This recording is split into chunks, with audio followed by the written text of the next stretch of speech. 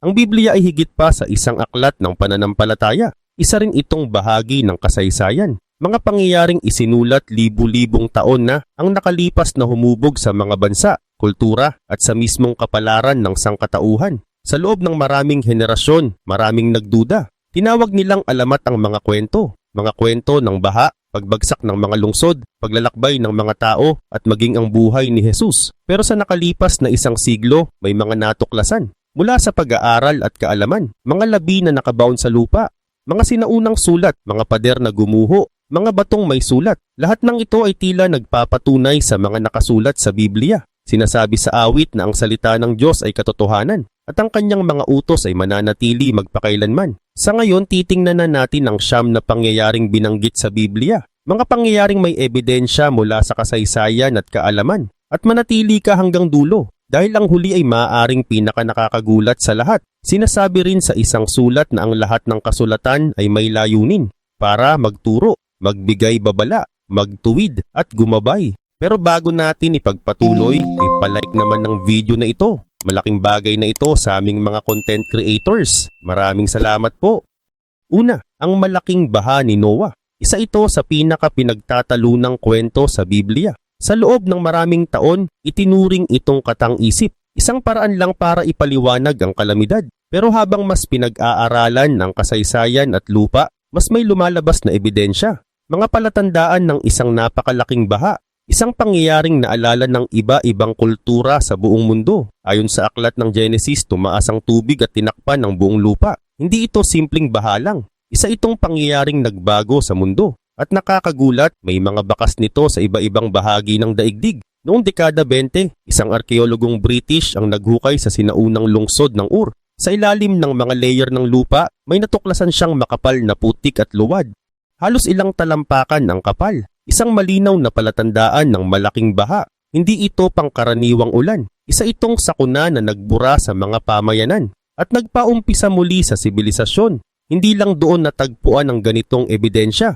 Mayroon din sa ibang sinaunang lungsod tulad ng Shurupak at Kish. At may isang nakakagulat na detalye. Ang Shurupak ay binanggit sa sinaunang mga sulat bilang lugar ng isang taong nakaligtas sa malaking baha. Isang kwentong halos kapareho ng kay Noah. May mga pag-aaral din na nagsasabing nagkaroon ng malawakang pagbaha sa rehiyon ng Black Sea mga 5,000 taon bago ipanganak si Kristo. Isang pangyayaring maaring nag-iwan ng alaala sa iba-ibang kultura at maaring naging pinagmulan ng mga kwentong ito. Isang kwento na hanggang ngayon pinag-aaralan pa rin. Pinaniniwalaan ng ilang siyentipiko na ang tubig mula sa Mediterranean ay bumuhos papasok sa Black Sea. Nangyari ito nang mabutas ang Bosphorus Strait. At nagdulot ito ng napakalaking pagbaha. Sa loob ng maikling panahon, lumawak ang Black Sea ng napakalaki. Tanong ngayon, posible bang ito ang pinagmulan ng alaala ng malaking baha na kumalat sa iba't ibang kultura? Maraming eksperto ang nagsasabing oo, pero hindi dito nagtatapos ang kwento. Sa buong mundo, mahigit 270 sinaunang kultura ang may kwento ng baha. Halos magkakatulad ang detalye. Ang mga Sumerian ay may kwento ng isang taong iniligtas mula sa malaking baha. Ang mga Babylonian ay may kwento ni Utnapishtim. Gumawa siya ng malaking bangka at nagpakawala ng ibon matapos ang baha. Sa mga katutubong Amerikano may mga kwento rin ng pagbaha na nagbago sa mundo. Sa China may alamat tungkol sa isang malaking baha na halos sumira sa sangkatauhan. Sa South America may mga kwento rin tungkol sa parusang dala ng tubig. Iba-ibang lugar, iba-ibang kultura. Pero iisang alaala, ang mundo ay nilubog sa tubig, may mga naligtas, at nagsimulang muli ang buhay. Ano ang ibig sabihin nito? Ipinapakita nito na ang kwento ng baha ay hindi lang para sa iisang grupo. Isa itong alaala ng buong sangkatauhan, parang bakas sa isip ng tao. Sa aklat ng Genesis, malinaw ang paliwanag. Hindi ito aksidente. Ito ay hatol sa isang mundong puno ng karahasan at kasamaan. Sinasabi roon na ang mundo ay naging masama at nakita ito ng Diyos. Isa pang nakakagulat ay ang disenyo ng arka. Noong una, pinagtawanan ito. Paano raw mabubuhay ang isang malaking kahoy na sasakyang pangdagat sa gitna ng baha? Pero sinubukan ito ng mga modernong inhinyero. Ginamit nila ang sukat na nakasulat sa Genesis. At ang resulta, perpekto ang proporsyon nito para sa matinding alon. Hindi ito mabilis, hindi rin elegante, pero napakatatag. Halos imposibleng tumaob. At may isa pang detalye, Sa mga bundok sa Turkey at Iran may mga kwento tungkol sa isang malaking barko na naiwan sa tuktok. Hanggang ngayon may mga ekspedisyon na nagsasabing may nakitang kakaibang istruktura sa yelo at bato. Maaring bahagi ito ng arka. Kaya ano ang masasabi natin? Ang kwento ng baha ay hindi lang basta kwento. Makikita ito sa lupa, sa kaalaman, sa kasaysayan, at sa mga alaala ng iba't ibang kultura. Isang pangyayaring maaaring nagbago sa mundo at patuloy pa ring pinag-aaralan hanggang ngayon. At sa pamamagitan ni Noah, may mga naligtas, isang bagong simula para sa mundo. Sinasabi sa isang sulat na ang dating mundo ay nilubog at winasak ng tubig. Hindi ito alamat, ito ay kasaysayan. At ang mga bato, guho at mga sulat ng tao ay parang nagpapatunay nito. Ngayon pangalawa, ang Tore ng Babel. Pagkatapos ng baha, muling dumami ang tao. Pero sa halip na kumalat sa buong mundo, pinili nilang magsama-sama. Pero may kulang. Wala ang Diyos. Nagkaisa sila sa sarili nilang paraan. Ayon sa Genesis, sinabi nila na magtatayo sila ng lungsod at tore na aabot sa langit. Gusto nilang gumawa ng pangalan para sa sarili nila at ayaw nilang maghiwa-hiwalay. Hindi lang ito simpleng proyekto. Isa itong malinaw na paglaban sa Diyos. Simbolo ito ng kayabangan at paniniwala na kaya ng tao ang lahat ng walang tulong ng may likha. Sa Mesopotamia may natuklasan ng mga arkeologo, mga higanteng estruktura na gawa sa putik na ladrilyo. Tinatawag itong ziggurat. Mga hagdan-hagdang gusali na umaabot sa mataas na bahagi ng langit. Hindi ito tirahan. Ito ay mga lugar ng pagsamba. Isa sa pinakasikat ay nasa Babylon. Ang kahulugan ng pangalan nito ay pundasyon ng langit at lupa. Ayon sa mga sinaunang sulat, napakataas nito. Parang tumatagos sa langit. May isang sinaunang historiador na nagsulat tungkol dito. Inilarawan niya ang taas at laki ng estruktura. Kaya hindi nakakapagtaka na maraming nag-uugnay nito sa Tore ng Babel. Ipinapakita nito ang hangarin ng tao na kontrolin ang kapangyarihan at itaas ang sarili kaysa sa Diyos. Pero may nangyari. Sinasabi sa Genesis na ginulo ng Diyos ang kanilang wika. Biglang hindi na sila nagkakaintindihan. Nawasak ang kanilang pagkakaisa at napilitan silang kumalat sa iba't ibang lugar. Eksakto sa orihinal na plano. Ano ang sabi ng siyensya? Ayon sa pag-aaral ng wika, may iisang pinagmulan ng mga ito. Nagmula ang mga wika sa sinaunang rehiyon ng Near East. May mga pag-aaral din tungkol sa pagkalat ng tao. Ipinapakita nito na mula sa Mesopotamia kumalat ang mga tao sa iba't ibang bahagi ng mundo. Parang isang malaking paghahati na nagsimula sa iisang lugar at nagpatuloy hanggang sa mabuo ang mundo na kilala natin ngayon. At ang mas nakakagulat, ang mga pamilya ng wika ay tila biglang naghiwalay. Hindi dahan-dahan. Parang isang sandali, iisa ang wika ng tao. At sa maikling panahon lumitaw ang pinagmulan ng libu-libong wika ngayon. Eksakto sa inilalarawan ng kasulatan. Isang biglaang paghahati ng wika na nagpilit sa tao na kumalat sa iba't ibang lugar. Ang Tore ng Babel ay hindi lang tungkol sa pagtatayo. Ito ay kwento ng kayabangan, ng pagkakaisa laban sa Diyos, at ng pagbagsak dahil sa sariling pagmamataas. Ipinaliliwanag nito kung bakit may mga ziggurat sa Mesopotamia, kung bakit biglang nag-iba-iba ang wika, at kung bakit kumalat ang mga kultura sa buong mundo. May paalala rin dito. Ang kayabangan ay nauuna sa pagbagsak at ang mataas na pag-iisip ay nauuwi sa pagkatalo. Ang Babel ay babala. Sa tuwing sinusubukan ng tao na bumuo ng mundo nang wala ang Diyos, nagkakaroon ng kaguluhan. At tulad ng nangyari sa Babel, may isa pang paghatol na dumating sa panahon ng Sodom at Gomora, isang pangyayaring nag-iwan ng bakas hanggang ngayon. Ikatlo, ang pagkawasak ng Sodom at Gomora. Isa ito sa pinakakilalang kwento sa Biblia, mga lungsod na naging simbolo ng kasamaan, imoralidad at karahasan. Ayon sa kasulatan, umabot sa punto na hindi na ito kayang palampasin at dumating ang hatol. Sa huli pareho ang ipinapakita ng ebidensya, isang lungsod na minsang buhay, na biglang naging abo at nanatiling ganoon sa loob ng libu-libong taon. At tulad ng paghatol sa Sodom, ginamit din ng Diyos ang taggutom at pagbabago sa pamahalaan sa Egypt para ihanda ang daan para kay Joseph, isang alipin na umangat at naging instrumento ng pagliligtas. Ikaapat, si Joseph sa Egypt. Isa ito sa pinakakahanga-hangang kwento ng pag-angat sa kasaysayan. Si Joseph, anak ni Jacob, pinagtaksilan ng kanyang mga kapatid. Ibinenta bilang alipin, na bilanggo kahit walang kasalanan. Pero sa kabila ng lahat umangat siya, hanggang sa maging pangalawa sa pinakamakapangyarihan sa buong Egypt. Ayon sa kasulatan, 30 taong gulang siya nang magsimula sa serbisyo ng hari. Naglakbay siya sa buong Egypt At sa 7 taon ng kasaganaan, sagana ang ani. Inipon niya ang pagkain, itinago sa iba't ibang lungsod. Napakarami nito. Halos hindi na masukat, hindi na nila mabilang. Ang ginawa niya ay hindi lang paghahanda. Ito ay karunungan at malinaw na plano para sa hinaharap. Pero may ebidensya ba nito? Sa rehiyon ng Faiyum sa Egypt, may natuklasan ang mga arkeologo, malalaking imbakan ng butil. Galing sa panahong tinatawag na Middle Kingdom, dinisenyo ang mga ito para sa napakaraming ani. Higit pa sa pang-araw-araw na pangangailangan. Bakit kailangan ng ganito karaming imbakan? May mga sinaunang sulat na nagbibigay ng sagot. Nagsasalaysay ang mga ito ng panahon ng kasaganaan at pagkatapos ay matinding taggutom. Katulad ng inilalarawan sa Biblia, 7 taon ng kasaganaan, sinundan ng 7 taon ng taggutom. May isa pang nakakagulat na tuklas. Sa isang lugar sa Nile Delta na tinatawag na Avaris, natagpuan ang bakas ng isang malaking komunidad ng mga dayuhan. Sa paghuhukay, may natagpuang malaking bahay at isang libingan ng isang mataas na opisyal. Sa loob may estatwa ng isang lalaking hindi taga-Egypt. Maputi ang balat, may mapulang buhok at may suot na makulay na kasuotan. Maraming nakakakita nito bilang kahawig ng kwento ni Joseph, isang dayuhan na umangat sa Egypt at kilala sa kanyang makulay na kasuotan noong bata pa siya.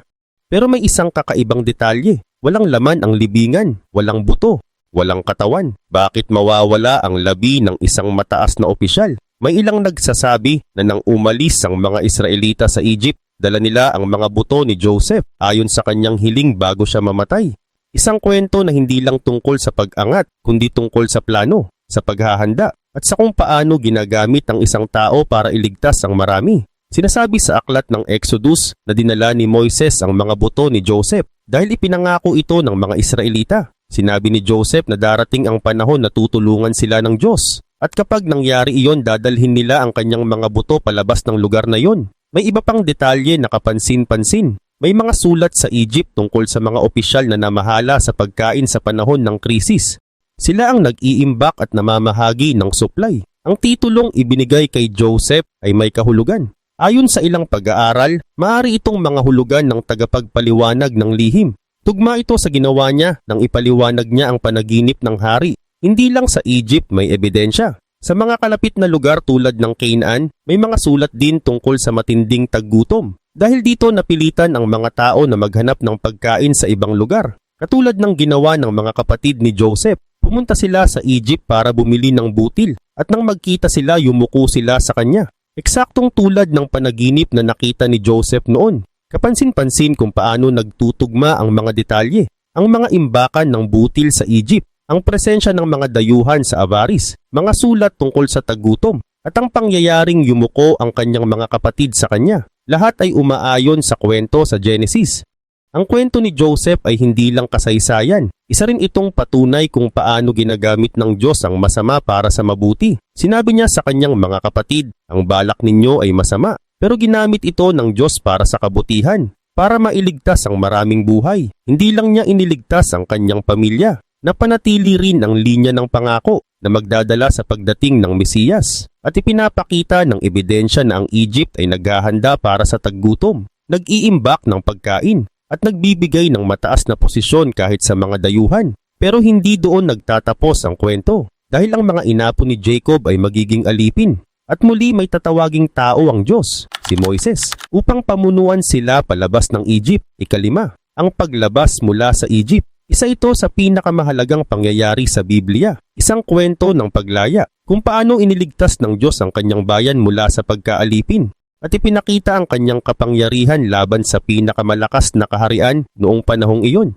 Sinasabi sa aklat ng Exodus ang pinakamahalagang sandali. Iniunat ni Moises ang kanyang kamay sa dagat, at sa buong gabi, hinawi ng malakas na hangin ng tubig, naging tuyong lupa ang gitna. Nahati ang dagat. Sa loob ng maraming taon, itinuring itong imposible. Sinasabi ng iba na walang ebidensya, walang patunay na may ganitong pangyayari. Pero kapag mas tiningnan ng mabuti ang kasaysayan at mga natuklasan, may mga bagay na nagsisimulang magtugma. Sa Egypt mismo, may mga sinaunang sulat na nagsasabi ng kaguluhan. Isang dokumento ang naglalarawan ng ilog na naging dugo, kadakilaan na napalitan ng kadiliman, at kamatayan sa buong lupain. May mga linyang nagsasabing ang ilog ay parang dugo, ang mga gusali ay nasusunog, at ang mga anak ng mga maharlika ay namatay.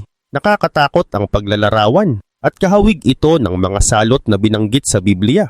Pagkatapos nito ay ang paglabas, ang pagtawid sa dagat. Sinasabi ng iba na hindi ito posible, pero may paliwanag ang pag-aaral. May mga pag-aaral na nagpapakita na ang malakas na hangin ay kayang itulak ang tubig at pansamantalang ilantad ang lupa.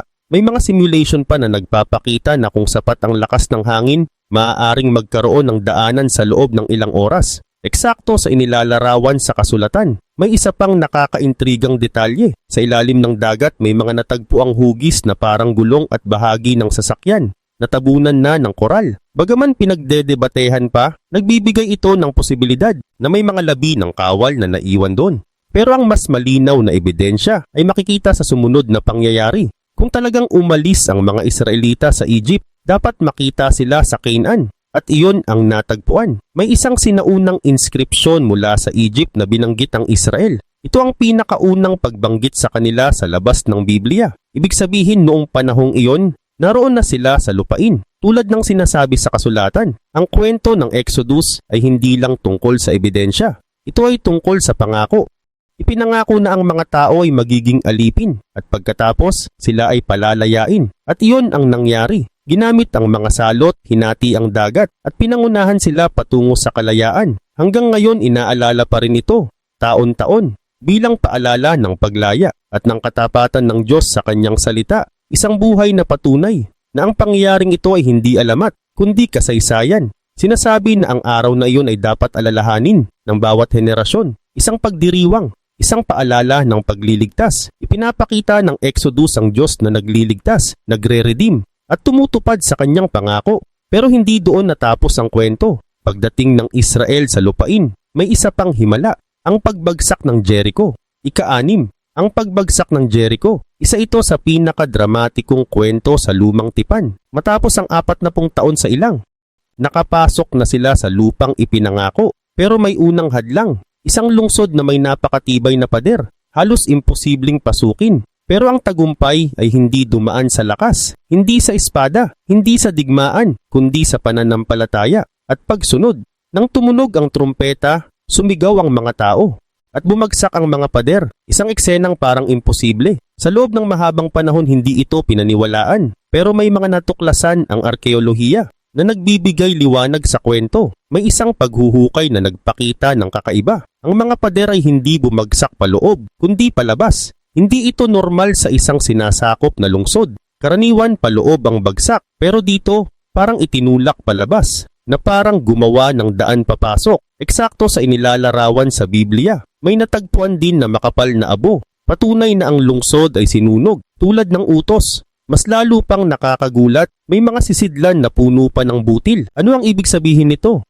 Una, mabilis ang pagbagsak. Walang mahabang siege, hindi sila nagutom. Pangalawa, panahon iyon ng anihan, tugma sa detalye ng Biblia. At pangatlo, hindi kinuha ng mga Israelita ang pagkain. Sinunod nila ang utos at winasak ang lungsod. May ibang paghuhukay na nagsabing mas maaga itong nangyari. Pero nananatiling malinaw ang isang bagay. May lungsod, may pader, at may biglaang pagkawasak na kahawig ng kwento. Isang pangyayaring hindi lang tungkol sa digmaan, kundi tungkol sa pagsunod at sa kapangyarihan ng Diyos na kumikilos sa paraang hindi inaasahan. Ginamit ng mga kritiko ang konklusyon na yon at agad nilang sinabi na mali ang Biblia. Pero sa paglipas ng panahon, muling sinuri ng mga iskolar ang ebidensya at may mga bagong napansin. May mga piraso ng palayok na hindi nabigyan ng sapat na pansin noon na tumutugma sa panahong binanggit sa Biblia. Ngayon mas marami ang naniniwala na ang pagkawasak ng Jericho ay nangyari sa parehong panahon ng pagpasok ng Israel sa Canaan. Isang detalye na tumutugma sa kasulatan, ang pagbagsak ng Jericho ay hindi lang tagumpay sa digmaan. Ito ay patunay ng kapangyarihan ng Diyos at ng pananampalataya ng tao. Walang kawal ang makakagiba ng ganung pader, pero nagawa ito ng Diyos. Sumunod ang mga tao, tumunog ang trumpeta, sumigaw ang kawal at bumagsak ang mga pader. At hanggang ngayon, ang mga labi ng Jericho ay tahimik na saksi. Mga pader na bumagsak palabas, mga bakas ng apoy, at mga butil na hindi ginalaw. Eksaktong inaasahan kung totoo ang kwento. Ipinapakita nito na walang kahit anong kuta ng tao ang kayang tumayo laban sa kapangyarihan ng Diyos. At tulad ng pagpapatunay sa Jericho, may isa pang pangalan na pinagdudahan noon, pero kalaunan napatunayan din. Ika-7, ang bahay ni David. isa sa pinakamahalagang pangalan sa Biblia, si David, pastol, mandirigma, hari, at pinagmulan ng pangakong Mesiyas. Sa loob ng maraming taon, sinabi ng iba na katang-isip lang siya. Isang alamat, isang kwento lang. Pero nagbago ang lahat ng magsalita ang arkeolohiya. May natagpo ang inskripsyon sa Hilagang Israel, isang bato na may ukit mula sa sinaunang panahon.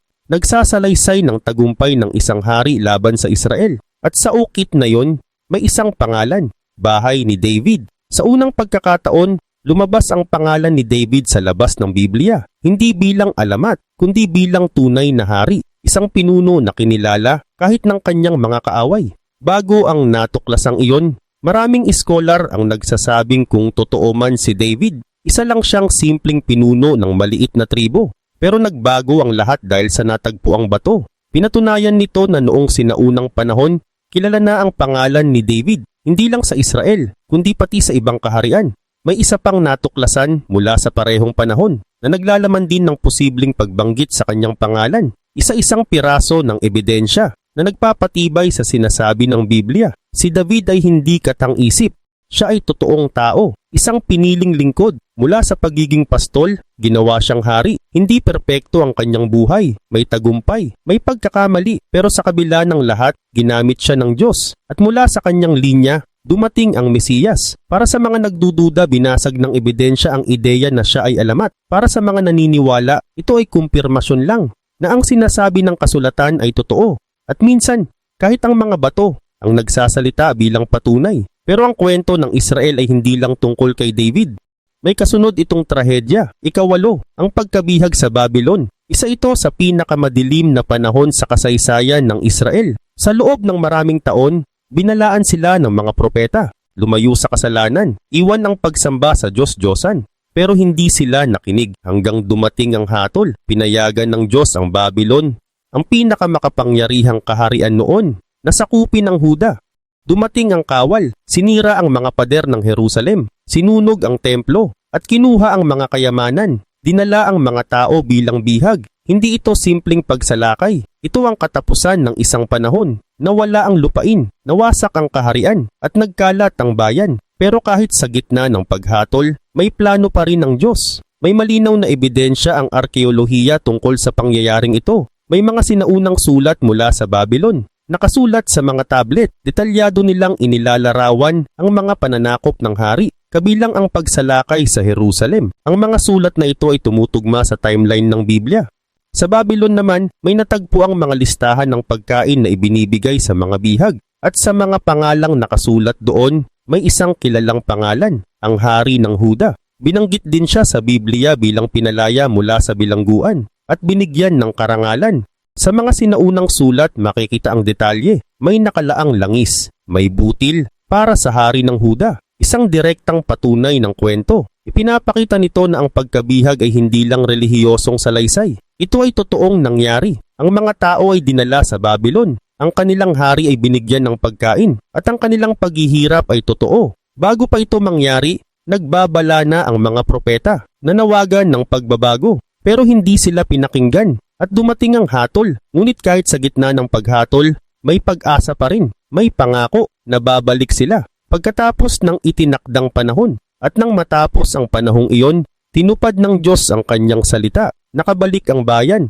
pero may mas dakilang pangako pa na darating paglipas ng mga taon. Mula sa lahi ni David, isang sanggol na isisilang sa Bethlehem, at ang kanyang buhay, kamatayan, at muling pagkabuhay ay hindi lang sinasabi ng kasulatan, kundi kinikilala rin ng kasaysayan. Ikasiyam, si Hesukristo sa kasaysayan, ang pinakamahalagang pangyayari sa lahat. Hindi ang baha, hindi ang Babel, hindi ang Jericho, hindi ang pagkabihag, kundi ang buhay ni Jesus, ang kanyang kamatayan, at ang kanyang muling pagkabuhay. Dito umiikot ang lahat. Ang tanong ngayon, totoo ba si Jesus? Sinasabi na isinilang ang isang tagapagligtas. Para sa mga naniniwala, ito ang pinakamahalagang katotohanan. Pero para sa iba, nasaan ang ebidensya? Ang sagot, nasa paligid lang. Unahin natin ang mga historiador ng Roma. Si Tacitus ay sumulat tungkol kay Jesus. Binanggit niya ang mga tagasunod nito at kung paano sila pinarusahan sa panahon ni Nero. Sinabi rin niya na si Kristo ay pinatay sa panahon ni Tiberius at sa utos ng isang gobernador. si Pontius Pilate. Isang Romano ang nagsulat nito. Hindi siya tagasunod, pero kinumpirma niya ang mahalagang detalye na si Jesus ay pinako sa krus. Susunod naman ang mga sulat ng mga Hudyo. Si Flavius Josephus ay nagsulat din tungkol kay Jesus. Tinawag niya itong isang matalinong tao at gumagawa ng kahanga-hangang bagay at binanggit din ng kanyang pagpapako sa krus. Bagamat may ilang bahagi na maaring nabago, naniniwala ang karamihan na tunay niyang isinulat ito. Ibig sabihin, hindi lang Biblia ang nagsasalita tungkol kay Jesus. May mga sulat din mula sa ibang panig. Pati arkeolohiya ay may ambag. May natagpuang bato na may pangalan ni Pontius Pilate, isang patunay na siya ay tunay na tao. Tulad ng sinasabi sa Ebanghelyo, may mga natagpuan ding lugar, mga sinagoga, mga libingan, at mga pako na ginamit sa pagpapako sa krus. Lahat ay tumutugma sa mundo ng bagong tipan. Pero ang pinakamalakas na ebidensya ay hindi bato, hindi sulat kundi mga tao. Pagkatapos ng kamatayan ni Jesus, ang mga takot na alagad naging matapang. Nangaral sila. Ipinahayag na siya ay nabuhay muli at mabilis na lumaganap ang kanilang paniniwala. Hindi dahil ito ay alamat, kundi dahil may nangyari. Isang bagay na hindi nila kayang ikaila kahit harapin ng pag-uusig, kahit ang kamatayan. Sinasabi ng kasaysayan na ang mabilis na paglago ng Kristyanismo ay mahirap ipaliwanag kung hindi totoo si Jesus, kung hindi siya nabuhay, kung walang pambihirang nangyari matapos ang kanyang kamatayan. Sa huli, nagkakaisa ang siyensya, kasaysayan at arkeolohiya. Si Jesus ay hindi katang-isip, siya ay nabuhay, namatay at binago ang takbo ng mundo magpakailanman.